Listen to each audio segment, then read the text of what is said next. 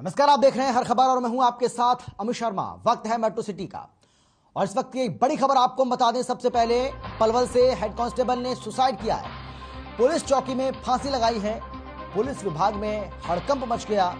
बताया जा रहा है कि परिजनों ने हत्या की आशंका जताई है। बड़ी जानकारी आपको हम दे रहे हैं और इसके विरोध में परिजनों की ओर से रोड जाम कर दिया गया। पुलिस चौकी में ही फांसी लगा ली गई। पुलिस विभाग में इस बात को लेकर हड़कंप मचा हुआ है। परिजनों ने हत्या की आशंका जताई है। ये बड़ी जानकारी आपको हम दे रहे हैं। पलवल से ये बड़ी खबर और एक्सक्लूसिव तस्वीर आपको हम दिखा रहे हैं। पलवल से ये एक्सक्लूसिव तस्वीरें आप देख रहे हैं हर खबर पर, जहां पर एक हेड कांस्टेबल ने सुसाइड किया है।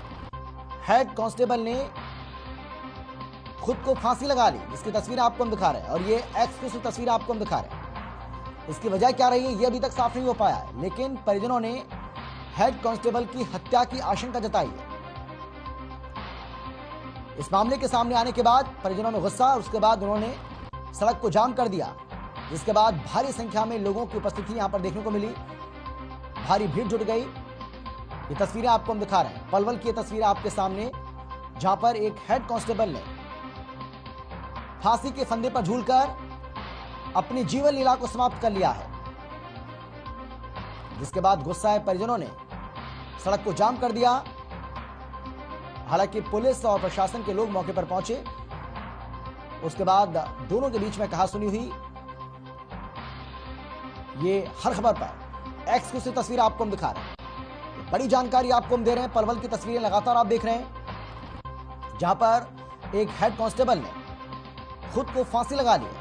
अब फांसी लगाने की वजह क्या रही है, यह अभी तक साफ नहीं हो पाया है, लेकिन परिजनों का यह आरोप है कि हेड कांस्टेबल ने फांसी नहीं लगाई है, बल्कि उसकी हत्या की गई है।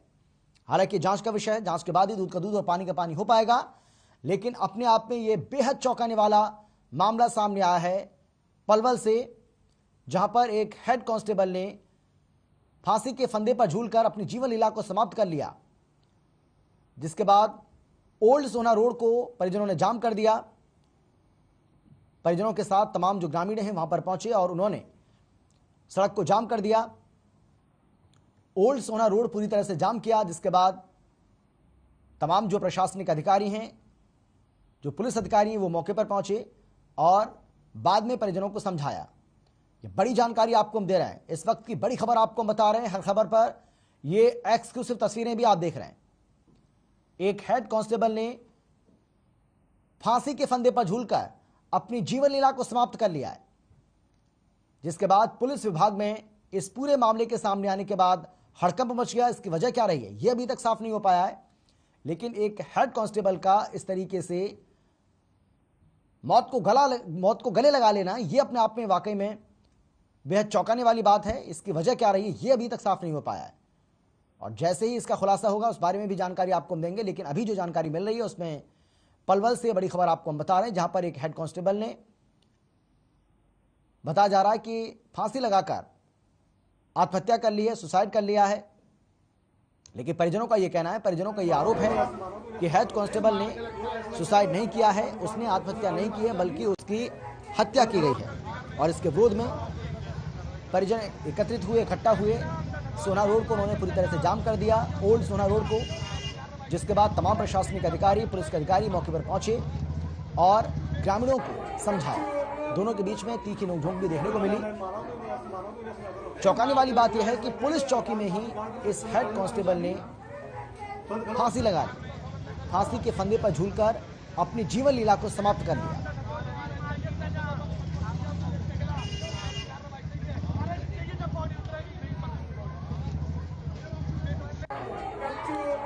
और चलिए अब सीधा रुख करेंगे पलवल से। हमारे संवाददाता ऋषि भारद्वाज हमारे साथ जुड़ गए हैं। ऋषि, क्या जानकारी मिल रही है, क्या वजह रही, क्यों इस हेड कांस्टेबल ने अपनी जीवन लीला को समाप्त कर लिया?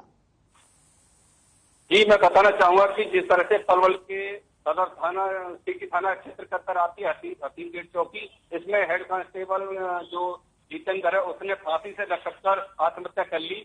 और बताया जा रहा है कि ये कुछ ही दिन हुए हैं इसको जो ट्रांसफर होकर पलवल आया है, लेकिन जिस तरह से इसने आत्महत्या करी है, इससे पुलिस में पूरी में हड़कंप मच गया है। पुलिस के आला अधिकारी मौके पर पहुंच चुके हैं सबको नीचे उतार लिया गया है। और जो इसके परिजन हैं, ये पलवल जिले का रहने वाला है, नया गांव का रहने वाला है, और इसके परिजन भी मौके पर पहुंच चुके हैं और परिजन सबको रखकर हाईवे पर जाम लगा दिया है। तो पुलिस के तमाम अधिकारी मौके पर मौजूद हैं। जी, यानी वजह अब तक साफ नहीं हो पाई है ऋषि की, वजह क्या रही है, क्यों इसने सुसाइड किया? जी, जो मृतक हेड कांस्टेबल जितेंद्र के परिजन है, वो पुलिस पर ही आरोप लगा रहे हैं कि इस पर दबाव बनाया जा रहा था और ये काम को लेकर काफी इस पर प्रेशर डाला जा रहा था अधिकारियों द्वारा, जो उच्च अधिकारी है, जिसको लेकर ये काफी तनाव में कई दिन से चला हुआ था। और जिस वजह से उन दोनों का ये आरोप है कि उसी वजह से उन्होंने उनके जो जितेंद्र है पुलिसकर्मी, उन्होंने इसी वजह से दबाव की वजह से आत्महत्या की है। परिजन सीधा आरोप पुलिस पर लगा रहे हैं। जी बिल्कुल, लेकिन ऋषि क्या इस बारे में कोई जानकारी मिल पा रही है? क्योंकि जिस तरीके से आप बता रहे हैं, परिजनों का ये आरोप है कि काम का प्रेशर था, लगातार उसके ऊपर दबाव बनाया जा रहा था, जो उसके जो सीनियर अधिकारी हैं उनकी ओर से दबाव बनाया जाता था और इसी बात को लेकर वो परेशान था, जिसके बाद उसने ये फांसी के फंदे पर झूलकर अपनी जीवन लीला को समाप्त कर लिया है। तो यह हम आपसे जानना चाहेंगे, क्या परिजन इस बात को बता रहे हैं कि वो इस तरह की कोई शिकायत उनसे करता था? जी हाँ, उनका परिजनों का ये आरोप है कि एक दो दिन से वो काफी परेशान था। उसने परिजनों को बताया था कि जो उसके उच्च अधिकारी काम को लेकर काफी प्रेशर बना रहे हैं। कुछ जो विभाग की जो फाइलें होती है, जो मामले होते हैं, वो नया भी यहाँ पर उसका ट्रांसफर हो गया है और फाइलों को काफी ज्यादा संख्या में उसको फाइलें दे दी थी, जिसको लेकर इस पर काफी दबाव पड़ गया था और अधिकारी बार बार उन फाइलों को निकालने के लिए ऊपर उसको दबाव बना रहे थे, जिस वजह से दबाव में आकर उसने ये आत्महत्या की। बिल्कुल ऋषि, लेकिन जो जिनके ऊपर आरोप लगाया जा रहा है उनका क्या कहना है, वो क्या सफाई पेश कर रहे हैं इस पूरे मामले को लेकर? जी, अभी हमारी इस बारे में पुलिस अधिकारियों के जो मौके पर उनसे बात की, लेकिन इस मामले में अभी वो कुछ कहने को भी तैयार नहीं है। उन्होंने कहा है कि सबको उतार लिया गया है, सबका पोस्टमार्टम कर लिया गया है और जो उनके सामने जो तथ्य है उसके खिलाफ कार्रवाई की जाएगी, लेकिन अभी तक पुलिस कैमरे पर कुछ भी बयान देने से कतरा रही है। बहुत शुक्रिया आपका ऋषि, इस तमाम जानकारी के लिए बहुत धन्यवाद आपका। तो अपने आप में यह बेहद चौंकाने वाला मामला, जहां पर एक हेड कांस्टेबल ने फांसी के फंदे पर झूलकर अपनी जीवन लीला को समाप्त कर लिया है। हालांकि परिजनों का यह आरोप है कि उसने सुसाइड नहीं किया है, बल्कि उसकी हत्या की गई है। हालांकि अब जांच के बाद ये साफ हो पाएगा कि आखिर इसकी वजह क्या रही है। आगे बढ़ते हैं, गुरुग्राम की बात करेंगे, जहां अभय चौटाला ने प्रेस कॉन्फ्रेंस की और सरकार पर जमकर निशाना साधा। अभय चौटाला ने निशाने पर लेते हुए कहा कि विकास को लेकर रोज नए नए दावे तो सरकार करती है, लेकिन हरियाणा बेरोजगारी में नंबर 1 है। सीएम नशा मुक्त का दावा करते हैं, नशा मुक्ति का दावा भी किया जाता है, लेकिन सरकार में बैठे लोगों के साथ ही नशे के कारोबारी हैं। मैंने सीएम को सबूत भी दिए, लेकिन इस पर कोई कार्रवाई नहीं हुई। बीजेपी और जेजेपी से जुड़े हुए लोग इस काम को कर रहे हैं। मैं विधानसभा में सारे सबूत रखूंगा। तो वहीं अभय चौटाला ने रूस और यूक्रेन में छिड़े युद्ध को लेकर कहा है कि हमारे देश के 20,000 छात्र फंसे हुए हैं। सरकार की जिम्मेदारी थी कि समय रहते इन छात्रों को वापस बुलाया जाए। हरियाणा के भी हजारों बच्चे फंसे हुए हैं। सीएम ने अब टोल फ्री नंबर जारी किया है, जबकि यूक्रेन के एयर स्पेस बंद हैं।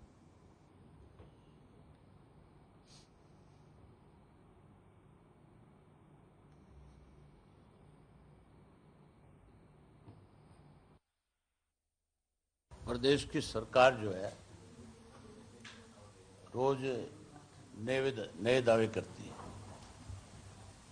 मुख्यमंत्री कहता है कि हमारी स्टेट जो है बहुत प्रगतिशील स्टेट है। कभी नशा मुक्त प्रदेश बनाने की बात करते हैं, कभी प्रदेश के युवाओं के रोजगार की बात करते हैं और नई नई पॉलिसी बना करके बड़े बड़े समझ बाग दिखाए जाते हैं कि हम प्रदेश को पता नहीं किन शिखर ऊंचाइयों पे लेकर के जाने का काम करेंगे। लेकिन हालत ये है, जो सर्वे की रिपोर्ट है उसमें हरियाणा अब तक बेरोजगारी में नंबर 1 पे था और अब जो नया सर्वे है उसमें महंगाई में भी हरियाणा प्रदेश नंबर 1 पे आ गया। मुख्यमंत्री दावा करते हैं नशा मुक्त का, कि हम नशा मुक्त प्रदेश बना देंगे। मैंने विधानसभा के अंदर तथ्यों के साथ विद फोटोग्राफ मुख्यमंत्री को बताया था कि नशे का कारोबार करने वाले कोई और लोग नहीं है, आपकी सरकार में बैठे लोग, आपके पार्टी के बड़े पदों पे बैठे लोग जो है, उनके जो साथ रहने वाले लोग हैं वो इस कारोबार में शामिल हैं। आज विशेष रूप से आपको इसलिए आमंत्रित किया था कि रूस का जो इश्यू है, यूक्रेन और रूस का जो युद्ध वहां पे छिड़ा हुआ है, उसमें हमारे भारत के 20,000 बच्चे जो हैं, जो मेडिकल की परीक्षा के लिए, जो डॉक्टर बनने के लिए जिन्होंने वहां पे एडमिशन ले रखे हैं, इस बात को लेकर के बहुत दिन से आशंका जताई जा रही थी कि रूस जो है यूक्रेन पे अटैक करेगा। हमारी सरकार की जिम्मेवारी बनती थी, देश के प्रधानमंत्री जी की, कि समय रहते उन सब बच्चों को वहां से या तो वापस इंडिया बुलाना चाहिए था, या उनको किसी सुरक्षित स्थान पे दूसरी कंट्री में किसी से बात करके वहां उनको शरण दिलवानी चाहिए थी। उसमें हरियाणा प्रदेश के 6200 बच्चे हैं, जिसमें 700 अकेले करनाल के हैं, बाकी अलग अलग जिलों के हैं। अब मुख्यमंत्री जी टोल फ्री नंबर देते हैं कि हमारे से संपर्क करो। अब तो उनको वहां से निकालने का कोई रास्ता ही नहीं बचा। जब तक वहां पे इस किस्म की परिस्थितियां रहेगी, ना तो कोई हवाई मार्ग है वहां से, ना कोई और किसी रास्ते से उनको निकाला जा सकता। इसके लिए समय रहते इनको पहले से उनको निकालना चाहिए था। और अब भी देश के लेवल पे हमारे मुख्यमंत्री को विशेष रूप से देश के प्रधानमंत्री जी से बात करके उन बच्चों को किसी तरीके से सुरक्षित वहां से निकालना चाहिए। ये बहुत बड़ा चिंता का विषय है। पेंशन की बात मुख्यमंत्री ने करी। चौधरी देवीलाल जी ने सम्मान पेंशन बनाई थी। पेंशन जब बनाई थी तो उस वक्त ये नहीं देखा था कि किसकी आमदन कितनी है, केवल उसकी उम्र देखी गई थी। हर व्यक्ति को सम्मान पेंशन दी थी। सबसे पहले भूपेंद्र सिंह हुड्डा ने 2012 और 2013 में पेंशन खत्म करने की योजना बनाई। उन्होंने 2 लाख वाला जो है, जिसकी आमदन थी, उसके ऊपर कैप लगाया था। और अब इस सरकार ने भी उसको आगे बढ़ाने का काम किया है। लेकिन हमारी पार्टी का फैसला है कि अगर कोई इस तरह का निर्णय होगा तो हम सरकार के खिलाफ इसको लेकर के एजिटेशन करेंगे और हर हालत में बुजुर्गों को मान और सम्मान की पेंशन बहाल करवाएंगे, उनको दिलवाएंगे। एक पिछले दिनों से बड़ा मुद्दा है, काफी लंबे समय से मांग थी, जो कर्मचारी रिटायर हुए, जो पुरानी पेंशन बहाली की बात करते थे, हमने भी इस इशू को विधानसभा में उठाया था।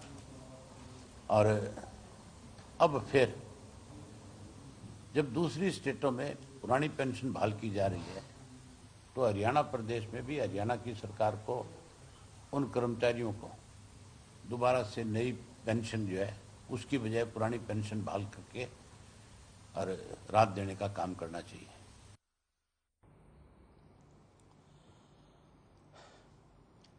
और चलिए आगे बढ़ते हैं, लेकिन इस बीच एक बड़ी जानकारी आपको हम दे दें। इस वक्त की एक बड़ी खबर आपको हम बता रहे हैं। 15वीं मंजिल से कूदकर छात्र ने जान दी है। स्कूल के कुछ छात्र उसको परेशान करते थे, छात्रा ने जान दी है। मृतक छात्र की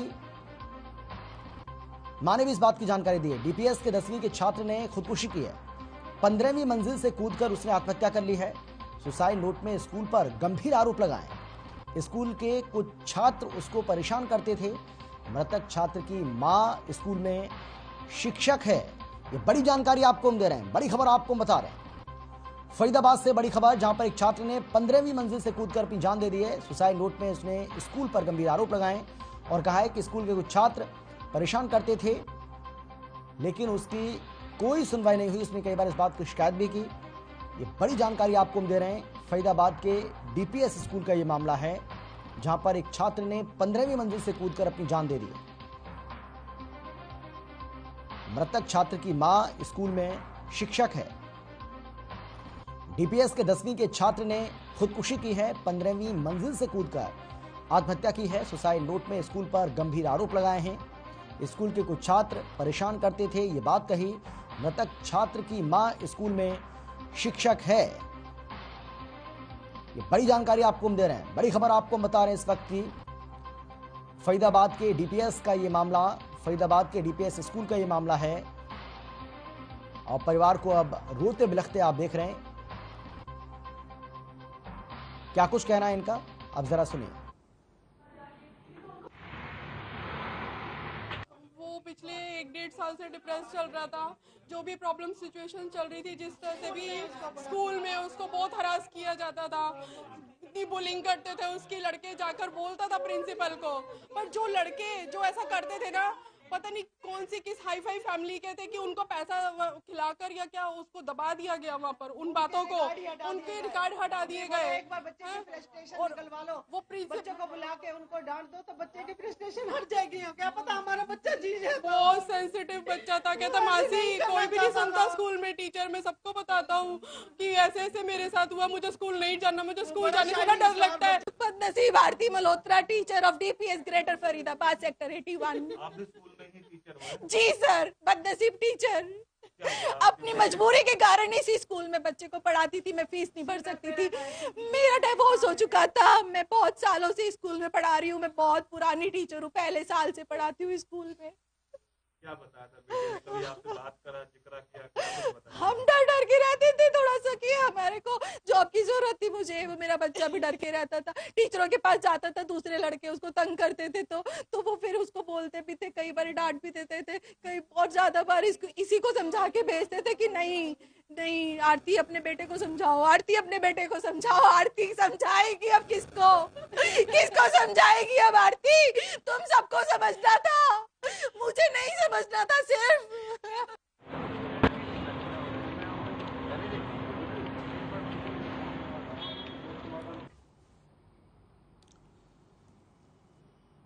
तो फरीदाबाद के डीपीएस स्कूल का यह मामला है और स्कूल प्रशासन पर गंभीर सवाल उठाए हैं परिवार वालों ने। आपने सुना, डीपीएस के 10वीं के छात्र ने खुदकुशी की है। 15वीं मंजिल से कूदकर उसने मौत को गले लगा लिया। सुसाइड नोट में स्कूल पर गंभीर आरोप भी लगाए।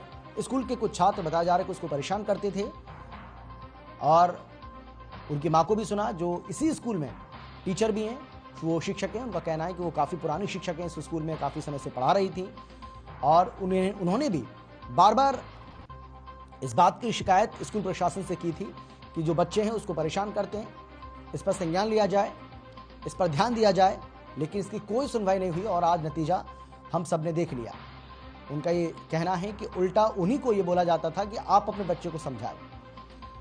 ये बड़ी जानकारी लगातार आपको हम दे रहे हैं, बड़ी खबर आपको हम लगातार बता रहे हैं। फरीदाबाद के डीपीएस का ये मामला है, जहां पर 10वीं के एक छात्र ने मौत को गले लगा लिया, खुदकुशी कर ली। खुदकुशी करने से पहले बताया जा रहा है कि उसने एक सुसाइड नोट लिखा और उस सुसाइड नोट में उसने स्कूल प्रशासन के ऊपर गंभीर आरोप लगाए। उसका ये कहना है कि स्कूल के कुछ बच्चे, उसकी क्लास के कुछ बच्चे उसको लगातार परेशान कर रहे थे और उसने कई बार इस बात की शिकायत स्कूल प्रशासन से की थी। स्कूल प्रशासन को इस बारे में अवगत भी कराया था, लेकिन स्कूल प्रशासन की ओर से इस पर कोई ध्यान नहीं दिया गया और आज नतीजा हम सबके सामने है। तंग आकर इस छात्र ने मौत को गले लगा लिया, उसने खुदकुशी कर ली है। बताया जा रहा है कि 15वीं मंजिल से, स्कूल की 15वीं मंजिल से कूदकर उसने अपनी जीवन लीला को समाप्त कर लिया। ये बेहद चौंकाने वाला मामला, स्कूल प्रशासन पर गंभीर सवाल उठ रहे हैं। परिजनों का इस मामले के सामने आने के बाद रो रो कर बुरा हाल है। फरीदाबाद के डीपीएस का यह मामला, जहां पर 10वीं के एक छात्र ने खुदकुशी कर ली है। सुसाइड नोट में उसने स्कूल प्रशासन के ऊपर गंभीर आरोप भी लगाए।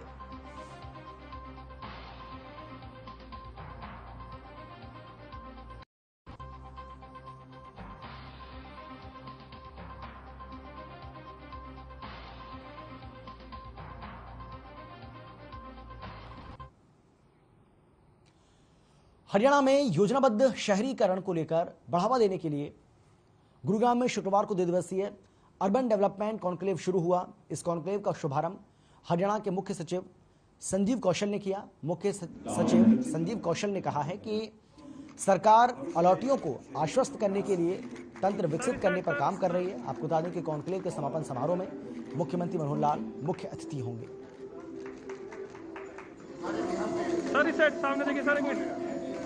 हमारे साथ additional chief secretary Devendra Singh ji भी हमारे साथ मौजूद हैं। सर, यही है, लगातार रियल एस्टेट सेक्टर को लेकर बहुत सारी, क्योंकि रेरा के आने के बाद बहुत सारी उम्मीदें जगी हैं एंड यूजर से लेके बिल्डर तक।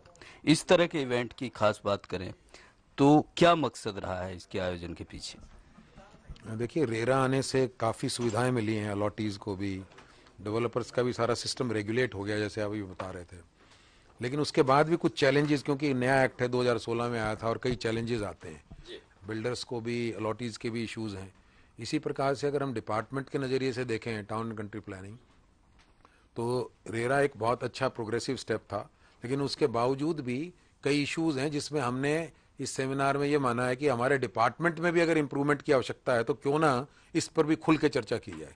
उदाहरण के तौर पे एक हमने इसमें सेमिनार में एक टॉपिक रखा, streamlining the functioning of the department, कि जो अप्रूवल्स हैं टाइम बाउंड हो, समय से मिले, क्योंकि ये सेक्टर इतना इंपॉर्टेंट है रियल स्टेट सेक्टर, और अनफॉर्चुनेटली 5-6 सालों से डाउन था। पहली बार थोड़ा रिवाइवल के आसार नज़र आए हैं, ठीक है ना। तो हम चाहते हैं इसमें और मोमेंटम मिले, क्योंकि पहली बात तो ये सेक्टर 10 से 12% जो है ना जीडीपी में कंट्रीब्यूट करता है।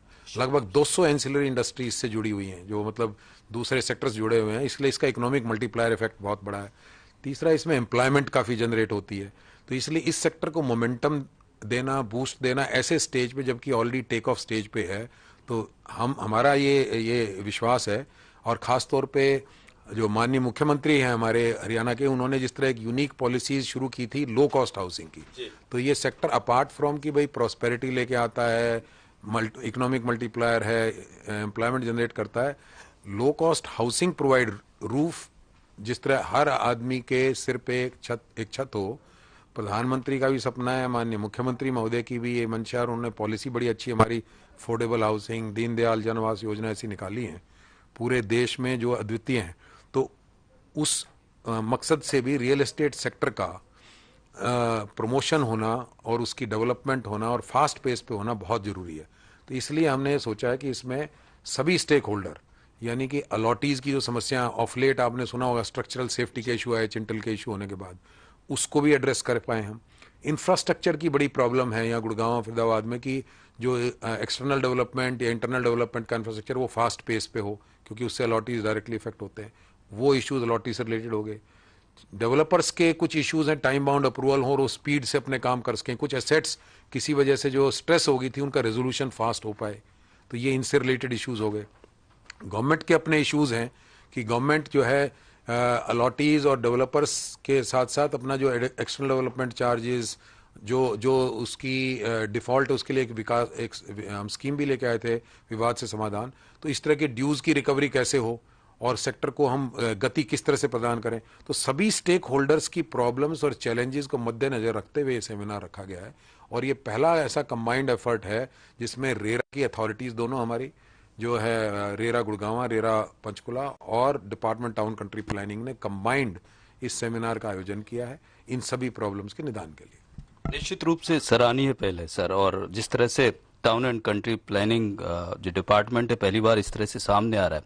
लेकिन अमूमन ये होता है कि इस तरह के कॉन्क्लेव होते हैं, डिस्कशंस होते हैं, और जो चीज़ें निकल के आती हैं वो ज़मीन पर किस तरह से पहुंचेंगी, लागू होंगी, इसको कैसे इंश्योर किया जाएगा? देखिए, एक मेरे ख्याल से हमने जब खंडेलवाल साहब के साथ मिलके हमने जब ये प्लान किया था, तो एक हमने निर्णय ले लिया था कि ये सेमिनार जो है, आमतौर पे सेमिनार होते हैं ऑप्टिक्स के लिए, कॉस्मेटिक्स के लिए, तो हमारा ये सेमिनार प्रॉब्लम सॉल्विंग सेमिनार है।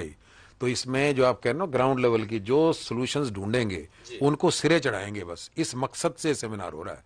तो जो भी प्रॉब्लम पहले लिस्ट करेंगे, ये प्रॉब्लम्स हैं, लिस्ट की हुई हैं ऑलरेडी सेशंस में, और वी विल, हमारी अटेम्प्ट या कोशिश ये होगी उसका ऐसा प्रेगमेटिक सोल्यूशन निकले जो सिरे चढ़ाया जा सके। तो प्योरली ये मकसद है हमारा, it is not only for the purpose of conducting A seminar. ये बड़ा भरोसा दिया है देवेंद्र सिंह जी ने, और जिस तरह से ये इवेंट होने जा रहा है 2 दिन का, एक यूनिक है और एक बहुत बड़ी पहल है। और जमीन पर रियल एस्टेट, क्योंकि जिस तरह से देश की इकोनॉमी की बात करें, रोजगार की बात करें, एक बहुत बड़ा सेक्टर है, उसे लेकर ये अपने आप में एक ऐसी पहल होगी जो एक नजीर बनेगी।